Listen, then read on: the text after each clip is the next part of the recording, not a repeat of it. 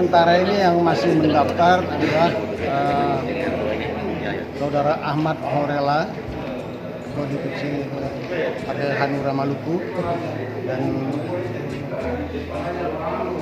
sebenarnya ada 2 kader lagi yang potensial yang ingin, tapi sampai sekarang ini belum ada. Berarti masih sampai sejauh ini pembukaan masih 1 calon aja, Pak? Masih sih. Kira-kira itu nanti prosesnya sendiri seperti apa? Ini kan pendaftarannya kan sudah selesai. Sesuai dengan peraturan organisasi nomor 01 tahun 2020 bahwa jika hanya ada 1 calon maka pemilihan dilakukan secara aklamasi. Berarti Roni Sapulete sama Mus Mualim kemarin yang direkomendasikan tidak jadi, Pak ya? Ya, sampai saat ini yang bersangkutan belum mendaftar. Tapi kalau belum mendaftar begitu berarti secara ini digugurkan begitu? Nanti kita panitia steering komite yang menentukan. Itu kira-kira Saya kira sebentar, mungkin pada pleno ketiga nanti sudah tahu siapa.